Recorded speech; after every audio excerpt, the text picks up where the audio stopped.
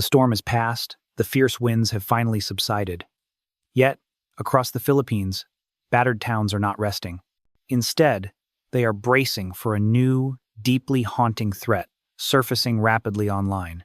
It is a viral tsunami warning, a rumor powerful enough to make everyone, from seasoned experts to terrified citizens, turn their gaze back to the dark, churning ocean.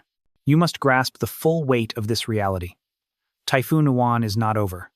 The danger is far from gone.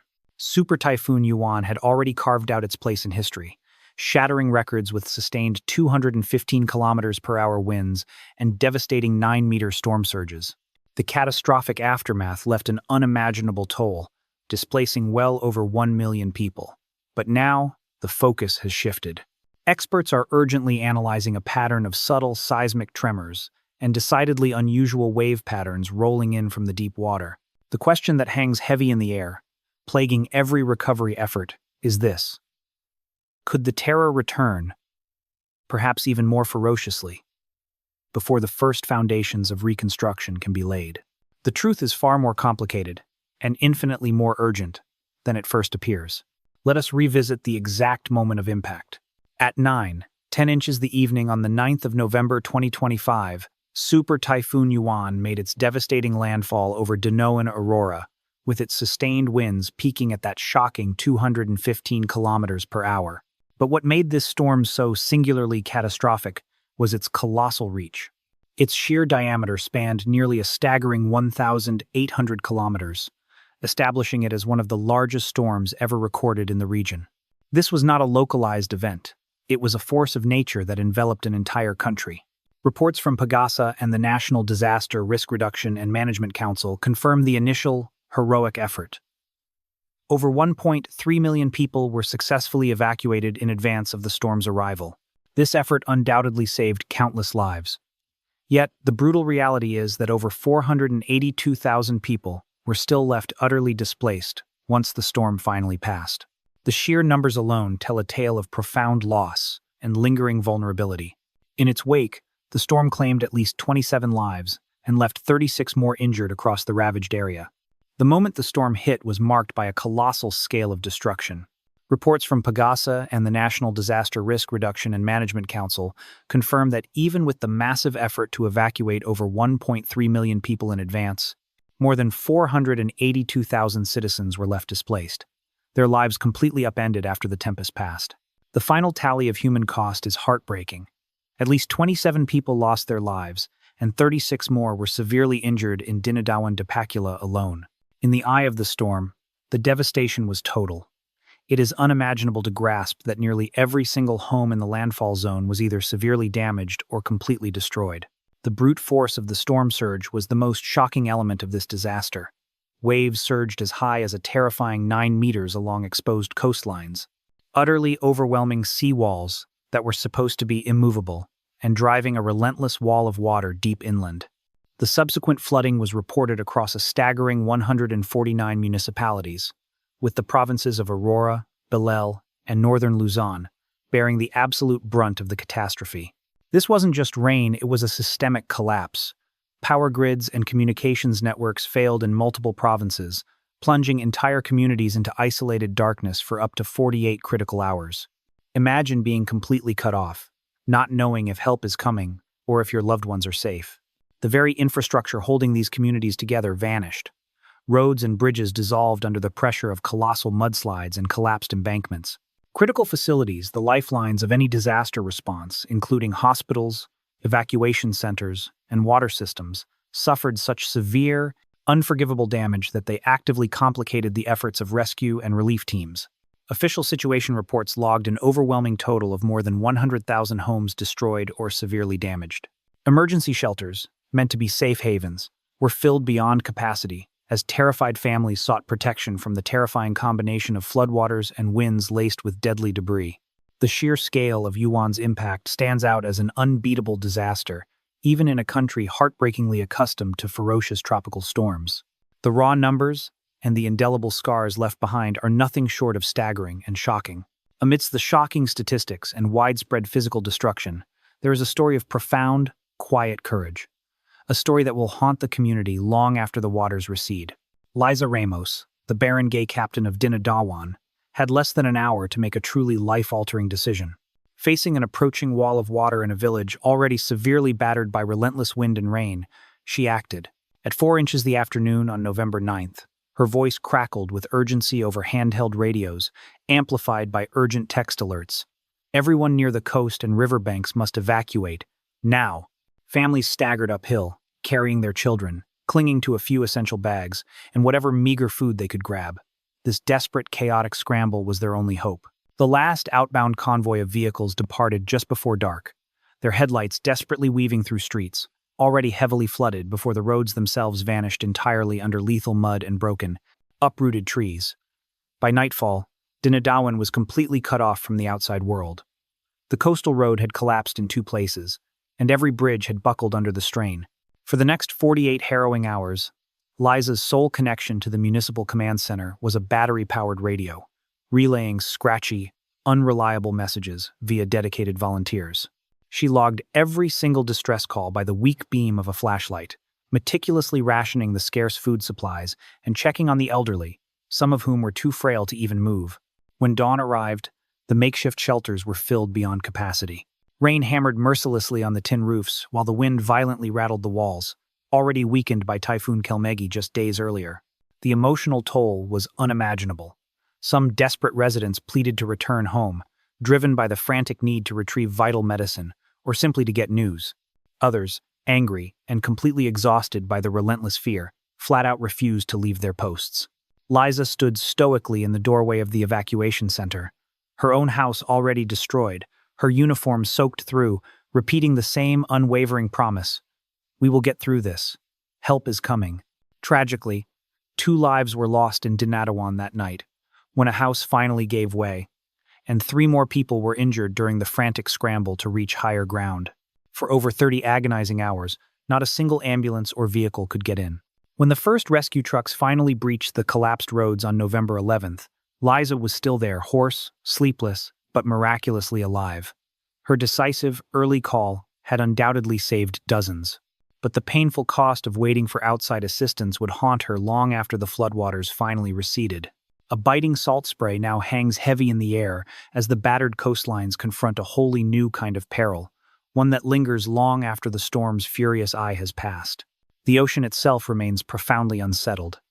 Even now, hours and days after Uwan's landfall, powerful, heavy swells are relentlessly rolling in from the deep water. These are not typical waves.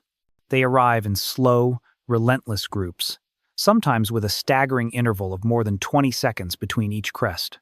These are the lethal long-period waves. For fishermen like Junella Cruz, who lost his boat entirely to the initial surge, the deep-seated temptation to return to sea is overwhelmingly strong, but the danger is profoundly real. These long-period waves possess enough destructive force to lift massive logs, heavy concrete chunks, and twisted metal debris from the shattered remnants of houses, driving them violently far inland or dragging them suddenly back out to sea.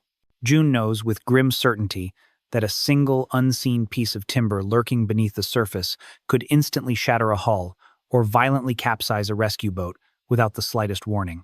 At the mouths of the swollen, muddy rivers, a deeply sinister new hazard has emerged: backflow. This occurs when the surging seawater violently pushes upstream against the river's natural current, creating unpredictable, swirling, and lethal channels. Rain and mud, washed down from the devastated highlands, pour into the surf, mixing dangerously with the heavy debris from collapsed bridges and broken homes. Rescue teams operating in these areas are reporting sudden, powerful, and unbeatable currents at the river mouths. Currents strong enough to effortlessly sweep away even large, motorized rescue vessels. The surf zone itself has been transformed into an absolute minefield.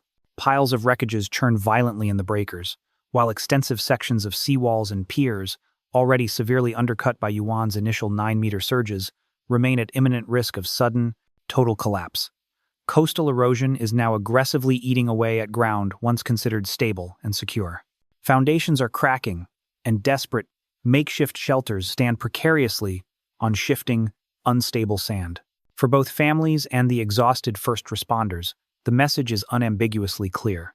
The storm's most visible violence may have ceased, but the ocean's raw, immense energy is still actively at work, reshaping the coast with every terrifying wave.